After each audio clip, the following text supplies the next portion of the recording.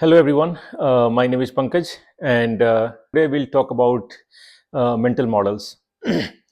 We'll understand what are mental models, why it is important, and what are different types of mental models that we can use in our daily life, which can make a lot of things easier for us.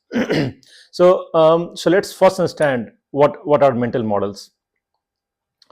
Mental models are nothing but they are frameworks, or they provides us a pattern of thinking.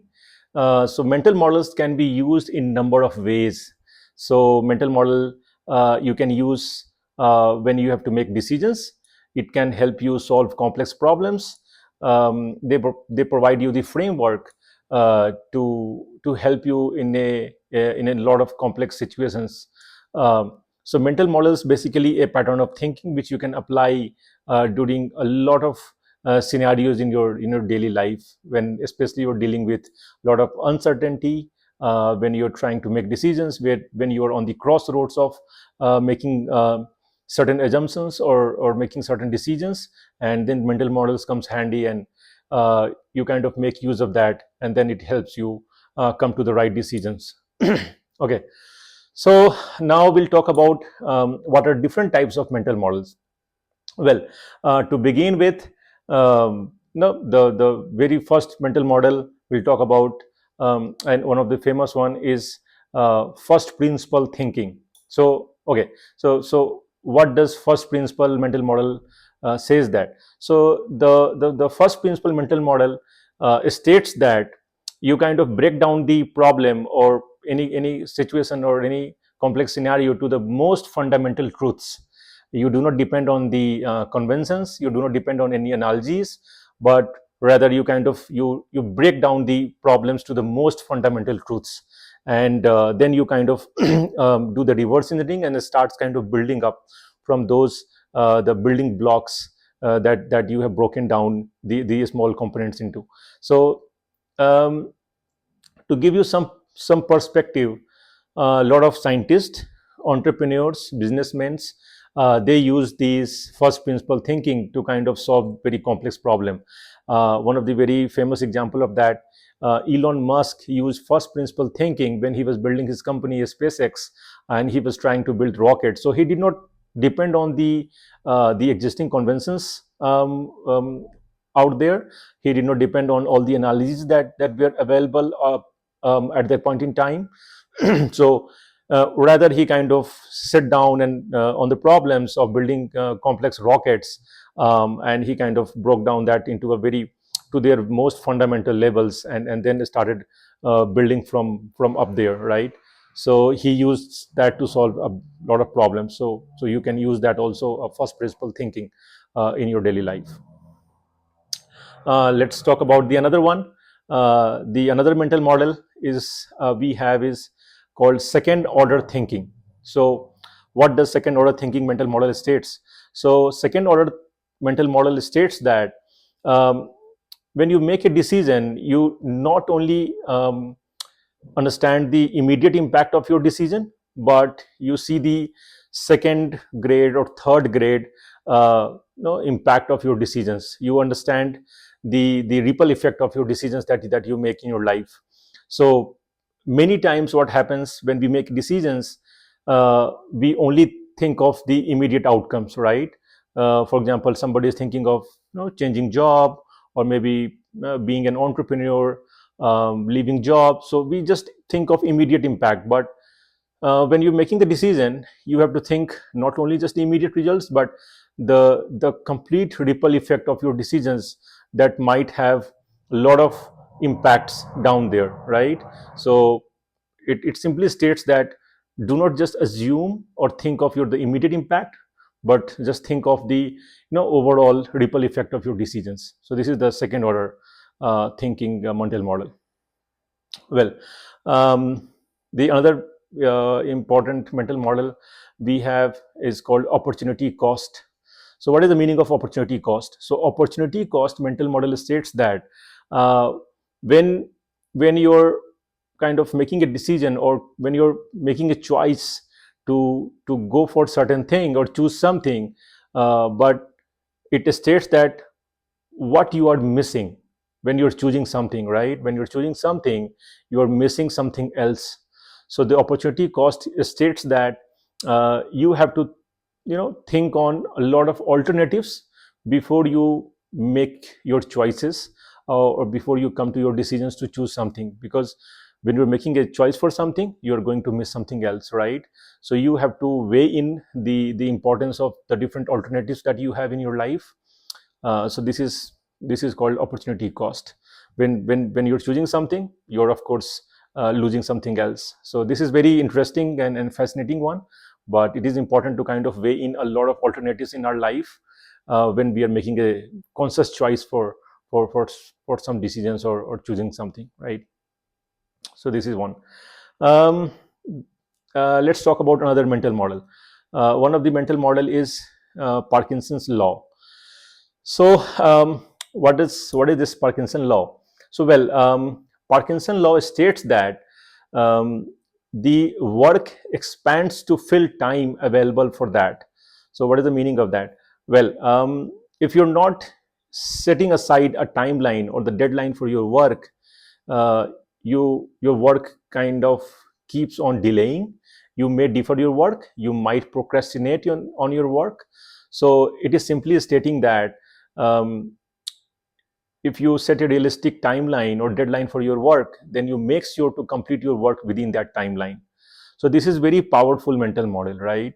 In the absence of a deadline or a stipulated timeline, works keeps on getting delayed.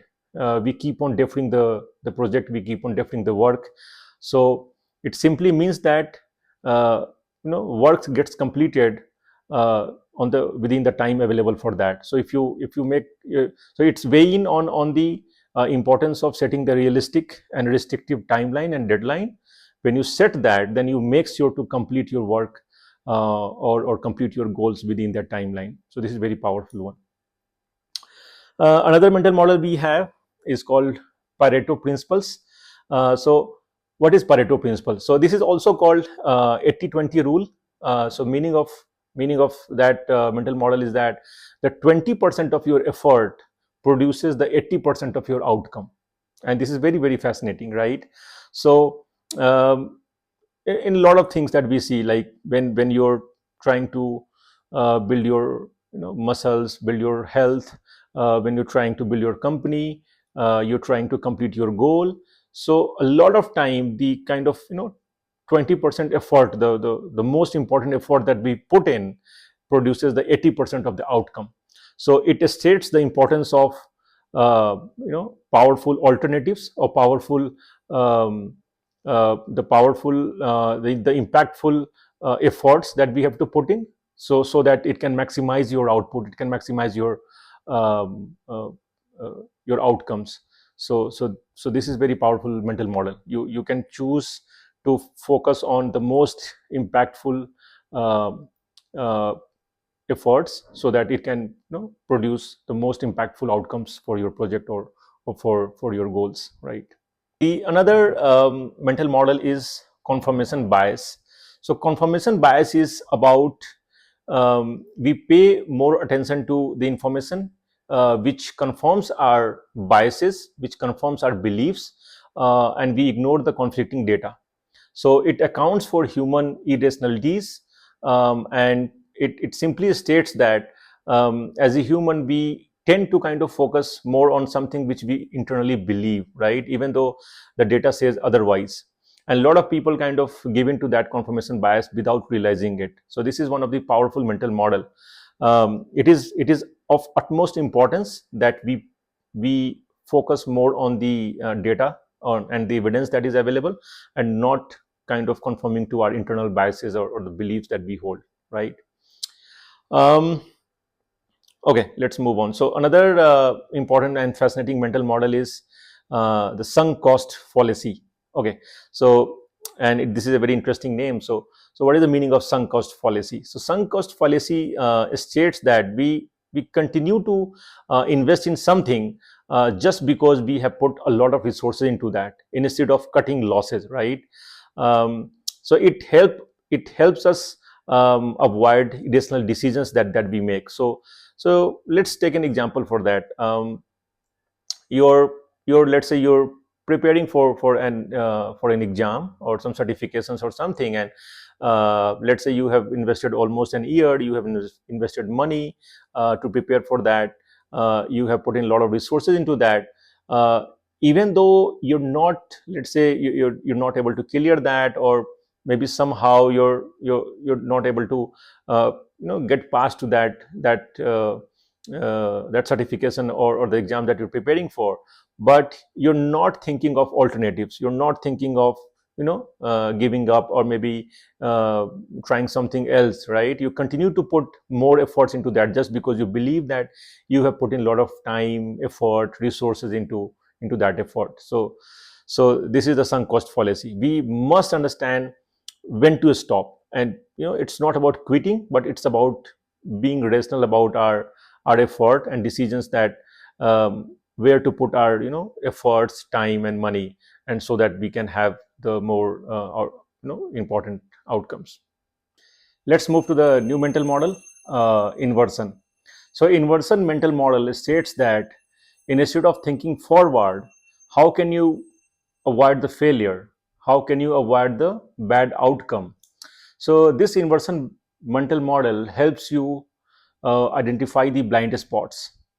So let's say, for example, if you're investing into stocks and you're thinking of what stocks to invest in, what stocks can give me a good returns, you can also think, what are the stocks which I must avoid? What are the stocks which can give me the bad results and kind of sink my fund? So inversion states that you're not only thinking forward, but you're also thinking in the opposite direction and trying to avoid your failure, the bad consequences, the bad impact of your decisions. So we think in the opposite direction to kind of avoid any negative impact that can have from our decisions, right? So this is the inversion mental model. So let's talk about another mental model, and this is the last but not least, probabilistic thinking. The account for things on their likelihood instead of thinking in the black and white terms.